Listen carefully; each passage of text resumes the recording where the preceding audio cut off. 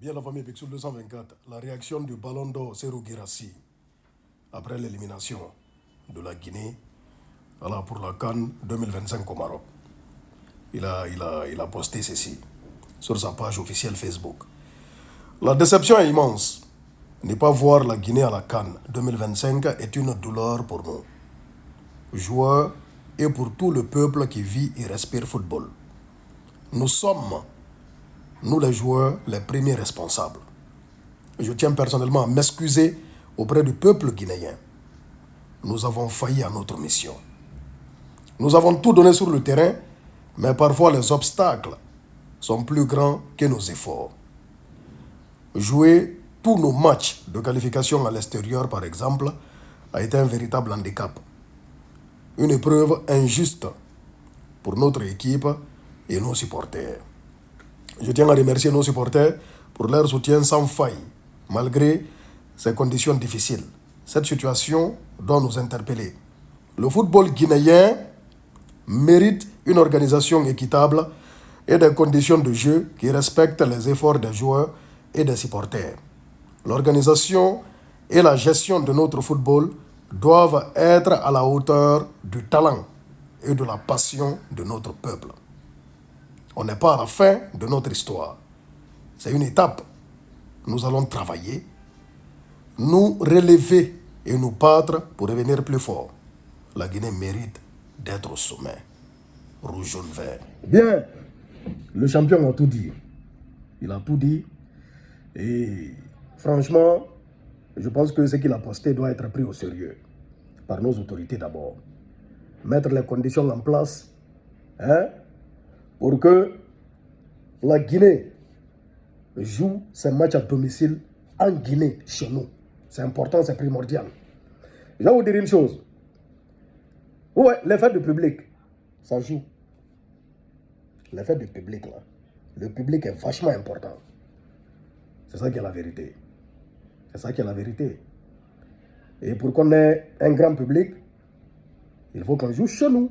On a vu ce qui s'est passé en Tanzanie. Un stade de 100 000 places, plein à craquer.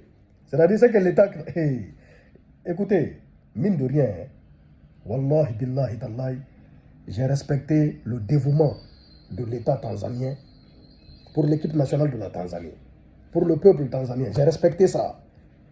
Franchement, je voudrais voir l'État guinéen comme ça, être dévoué comme ça, c'est-à-dire pour le peuple de Guinée, pour le football guinéen. Billahi wallahi tallahi. Ils ont tout fait. Les Tanzaniens ont tout fait. La présidente a racheté tous les billets. C'était entrée gratuite. La rentrée était gratuite. Aucun Tanzanien n'a payé un seul ticket. Voici ici les billets. Moi j'avais des tickets VIP. J'ai appelé des gens même qui sont là-bas. Il n'y avait pas de gens pour prendre les tickets. Regardez les tickets VIP là. C'était pour le stade. C'était pour le stade. Je suis revenu avec Abidjan. Voici ça ici. Ils n'en avaient pas besoin. Ils sont rentrés. C'était entrée libre.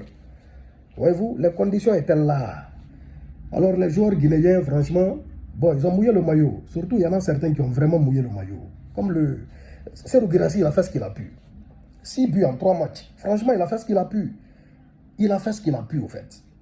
Mais voilà, si on est éliminé, c'est de la responsabilité, comme lui-même il a dit, de tous les joueurs, déjà avant tout, du staff, de l'entraîneur, de la fédération, de tout le monde. Ça dit, chacun a sa part de responsabilité. Voyez-vous? Mais il faut que les autorités guinéennes mettent les conditions en place, pour que notre équipe soit dans les bonnes conditions. C'est important. C'est vachement important. Il y a eu des obstacles. Surtout en Tanzanie, il y a eu des vrais obstacles. Et j'ai fait la vidéo à la veille. Ça sentait mauvais. Ils nous ont mis les bâtons dans les roues. C'est-à-dire, les autorités tanzaniennes, en complicité avec la CAF, ont tout mis en place, c'est-à-dire pour mettre la Guinée dans une mauvaise condition. D'abord, le décalage de l'heure, ça a commencé par là. En plus, on est arrivé à l'aéroport, ce que je ne vous dis pas, on est arrivé à l'aéroport, ils nous ont bloqué là pendant quelque chose de 1 heure du temps. C'est-à-dire des footballeurs professionnels arrivent, une délégation spéciale. On arrive à l'aéroport, on nous bloque, on dit non, problème de visa. Pendant 1 heure du temps, on est arrêté à l'aéroport. Ça, c'est par là que ça a commencé. Et pourtant, l'heure a été rapprochée, les joueurs n'avaient pas assez de temps pour récupérer. On est resté bloqué à l'aéroport pendant 1 heure, ça c'est fait exprès. Après, il a fallu des interventions, ils nous ont libérés, ils ont bloqué nos passeports à l'aéroport là-bas, et puis, bon, on est parti à l'hôtel. C'est le lendemain qu'on a récupéré nos passeports avec des cachets. C'est par là que ça a commencé. Ils ont fait exprès. C'est-à-dire tout ça pour fatiguer Hein, les joueurs guinéens, après un long voyage, 8 heures de vol, on est arrivé, on nous bloque à l'aéroport, on est resté arrêté là. En plus, on est arrivé à l'hôtel, une fois à l'hôtel, hein, à proximité de l'hôtel, il y a des gens qui ont, c'est-à-dire, ils ont allumé une musique, c'est-à-dire, ils ont mis le son à fond jusqu'à 3 heures du matin. Jusqu'à 3 heures du matin de la Tanzanie, la musique est allumée et puis le volume est à fond, juste à côté de l'hôtel. Pourquoi? Tout ça pour empêcher les joueurs de récupérer, de pouvoir dormir bien. C'est la vérité. Et le matin, ça se plaignait. Il y a des joueurs qui se plaignaient, il y a des membres du staff qui se plaignaient à cause de ça. À cause du son autour de l'hôtel des joueurs. Rajoutez à ça, c'est-à-dire, voici, on a vu le stade. Et l'arbitrage. C'est-à-dire, tout a été mis en place. Mais bon, quand même si les joueurs n'étaient pas trop en forme, et puis on l'a ressenti. Il y en a qui n'étaient pas trop en forme sur le terrain. Mais c'est tout un processus parce qu'ils n'ont pas bien récupéré. C'est ça qui est la vérité. Mais il fallait être là-bas pour le voir, pour le comprendre. Parce que moi j'étais là, j'ai vécu ça, on ne m'a pas dit. Ça s'est passé sous mes yeux.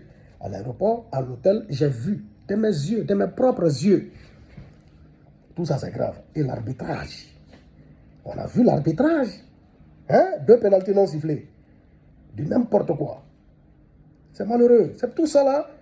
C'est parce qu'on n'a pas pu... Non. Et dans le football aussi, il faut du lobbying. Il faut être puissant, c'est ce que j'ai compris. Il faut être puissant. Dans le football, tout n'est pas clair. Il y a la corruption, il y a des magouilles, il y a des manigances, il y a la conspiration. Ça finit même pas.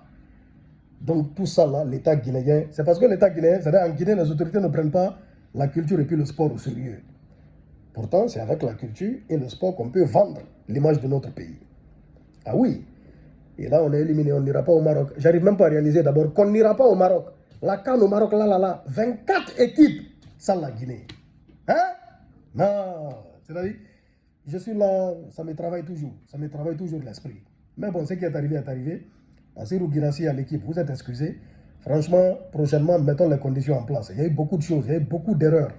Il y a eu beaucoup de choses, Mais bon, bref, ainsi va la vie, ce qui est fait est fait. Bon, on parle de cette réclamation, mais on sait, vous et moi, nous savons, ça n'aboutira pas. Ça n'aboutira pas à dire que non, ils vont faire éliminer les gars, parce que bon, ils ont fait rentrer un joueur qui n'était pas sur la feuille du match. Ils ne feront jamais ça.